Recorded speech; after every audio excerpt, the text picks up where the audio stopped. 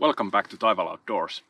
Today we're taking a look at Nitecore HC65 headlamp. Now, I received this headlamp a few months ago and I started testing it and been testing it throughout those late winter months as well as throughout this spring.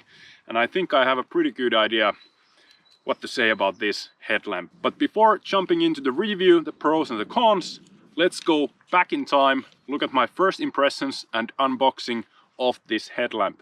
Now, if you're not interested in that sort of thing, don't worry, I got you. There are timestamps down below so you can jump directly to the pros and cons of this headlamp.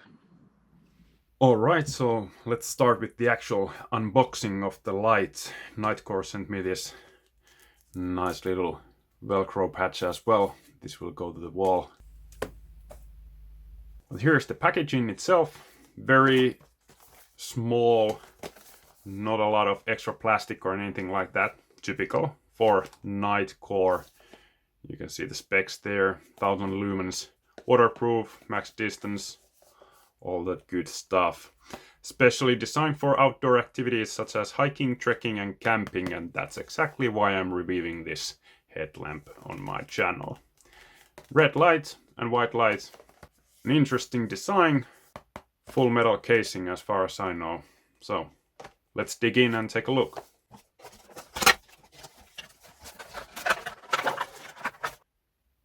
Bit bigger than I thought, but feels quite sturdy and quite heavy. That's of course mark of quality components.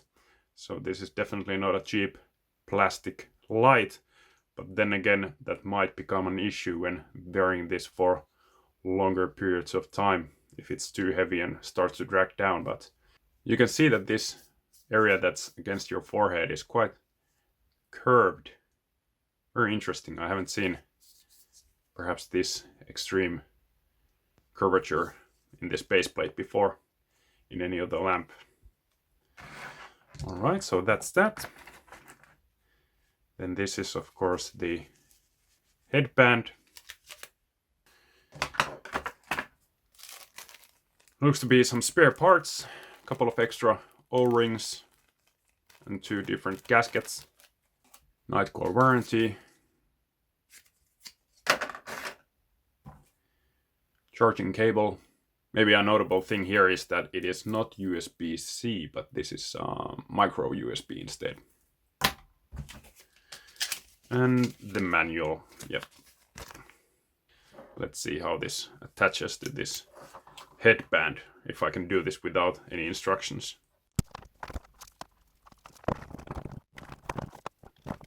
Well, here we go. That wasn't too difficult. Let's see if this has any battery charge already out of the box. I have no idea how the lamp works, so I'm just winging it at this point. No. So here's the charging port. Ah, well that explains it.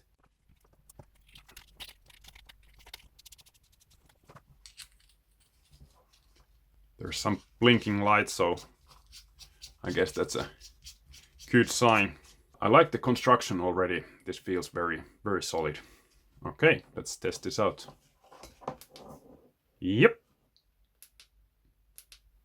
Plenty of charge in the lamp. I have no idea how the modes and everything work yet. I will have to go through the manual and start my testing. But that concludes the unboxing.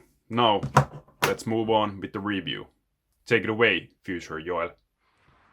When Nitecore contacted me and asked if I want to review one of their flashlights, I was pretty excited because I've been using Nitecore BR35 as my bicycle lamp for many years now, and I've been impressed with the quality of the lamp. And I answered back to Nitecore saying that yes, absolutely I would be interested in reviewing, but not a flashlight, because I'm only going to review and give my honest opinions on things that I'm going to actually use. And I don't use flashlights, I use only headlamps. Over the years I've used quite a bit of different headlamps, and looking at the size and pricing of this one, I'm going to compare it, at least in my mind when giving the review, to 2 different ones that I've already have plenty of experience with. And those are Lumonite Pixel and Petzl Tactica Plus. Those 2 are very popular here in the Nordics. Both are quite affordable, bit cheaper than this Nightcore, but generally speaking in the same price category, and both are roughly the same size as well. So starting off with the pros, I have to mention 1000 lumens and 110 meters of visible light when using that turbo mode. Of course that comes with only 1 hour of battery life when using turbo mode, but nevertheless 1000 lumens is a lot, especially considering the size of this headlamp. It doesn't have an external battery, just the unit itself, so 1000 lumens is definitely something that is not often seen in this size category. And then on the complete other side of the same spectrum, this does have that kind of firefly or ultra low mode that I really like, for my purposes at least. With only 1 lumens, 800 hours of battery life with this thing. And that's great because not all headlamps come with that low light mode. And this one does, so that is a plus. Now, this is actually 3 LED lamp. So there's this main area where you get your basic cold beam, kind of a floodlight, but still something that you can see pretty far with, especially on those higher lumen modes. But then in this box right here, there's actually 2 different LEDs. There's red light and warm white light. And that warm white light is actually pretty interesting. I didn't have any previous experiences with that kind of a high color rendering index LEDs, but turns out that's one of my favorite features of this lamp. It's very handy during the evening, during the night, when you just need a bit of light. Let's say when you're in your camp and you're not moving, so few lumens is enough. You turn on that warm LED and things just look a lot more natural. It's easier for the eyes. It's not as bright and burning as traditional cold white light, but it's also a lot more usable than that full-on red LED. The headlamp is rechargeable, as headlamps should be in my opinion. The charging port is very well protected, and talking about this casing in general, it is quite solid, full metal case, very nice quality and feels bomb proof. When it comes to the actual specifications of this case, it is IPX8 waterproof, impact resistant, and Nightcore promises that it works even in -40 degrees Celsius, so definitely suitable for Finnish winters as well. And I did test this in those winter months during cold nights and didn't notice any major battery drainage or anything like that, so seems to handle the cold quite well. So those were the major pros in my opinion, and now to the cons. First of all, talking about the high quality casing, it comes with a price. So the overall weight of this headlamp is 165 grams, at least on my scale, and that's with this whole headband setup. Now this is noticeable for 2 reasons. First, those Lumonite Pixel and Petzl Tactica Plus are both around 90 grams, so noticeably lighter than this one. And secondly, Nightcore says that this lamp is only, I believe, 60 or so grams, but it is without the battery and headband and all that. So the actual weight, how you're using it in this configuration, is 165 grams. So it starts to be pretty noticeable, let's say it like that. It's not super heavy like one of those lamps that have the external batteries and things like that, but it's still, for this size, it is quite heavy. And then, as I mentioned, it has 3 different LEDs. However, it has total of 11 modes. And with only 1 button to operate all of them, frankly, 11 modes is a bit too much in my opinion. In total, it has 5 different brightnesses for the main light, and it does remember what was the brightness you used previously. Then it has the red light, warm LED, blinking red light, SOS mode, strobe, and I believe there's also kind of a beacon mode. 11 modes, in my opinion, is too much for a headlamp. It can be a pro for someone who really has use for all of those different modes, but for me, not really. And talking about the modes, as I mentioned in the unboxing, this light, according to Nightcore's own packaging and product materials, is meant for camping, hiking, trekking, things like that. However, it has a strobe, which is something that I would never use in that kind of situation. Then again, this sister model 65M can be mounted on a military helmet in NVG mount, but even so, in a tactical scenario, at least when I'm trying to think of use cases for strobe light. That would be some kind of a close quarter battle type of thing inside of a building where you want to use that strobe light to confuse the adversary. And you're not going to do that with a headlamp operating a weapon with one hand and one hand using a headlamp to start the strobe or what. No, you're going to use either weapon light or then flashlight and a pistol. But on a headlamp, I don't really have a lot of... I cannot even come up with a reason for the strobe. If you can, please let me know in the comments. Maybe there's just something obvious that I'm missing. That's absolutely possible, but I couldn't figure out any use for it.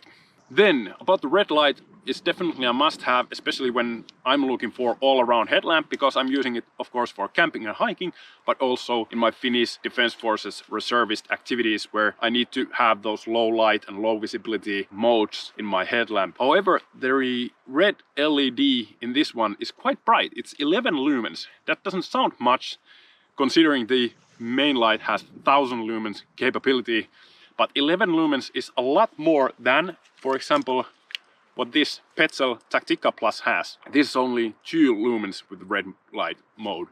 So 211. Now again, pro or a con. It's very powerful red LED, especially in the middle of the night. 11 lumens is quite a bit.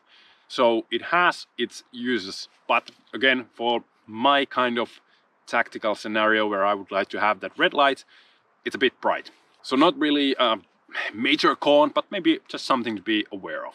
And finally, as I mentioned in the unboxing part, this does have a micro USB port instead of a bit more modern USB-C port. So again, not really a con, but maybe something to be aware of. And you know, I don't have any other devices that would use that old standard anymore.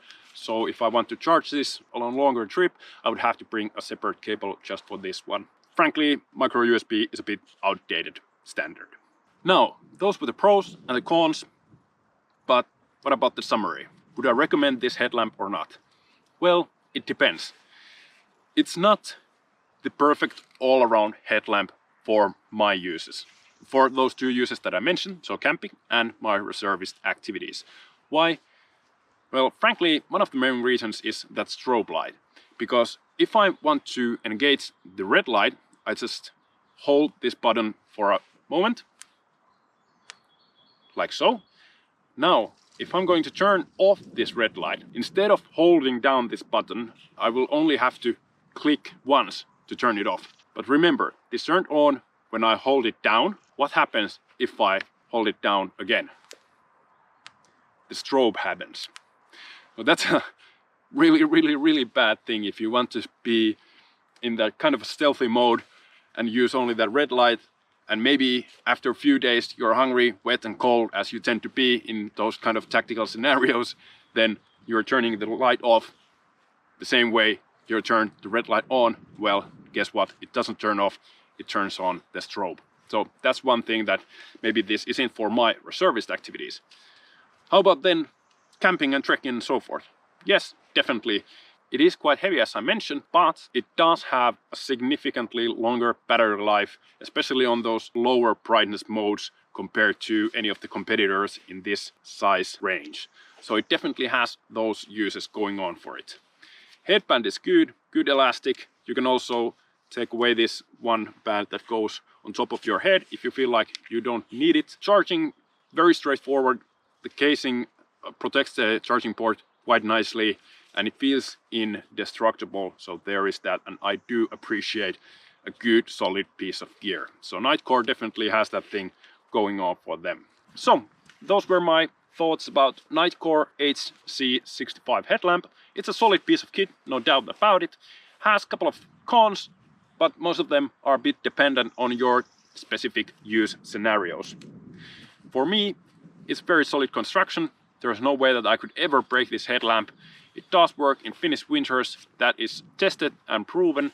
If you're interested in getting one of these, I did put some links down below, some to Finnish stores and some to the international Nightcore stores. Those are not affiliate links or anything like that, just left them there for you if you want to look more into details to this lamp and perhaps purchase one for yourself. But that's it. Let me hear your thoughts in the comment section down below. You've been watching Taival Outdoors. I will see you all in the next one.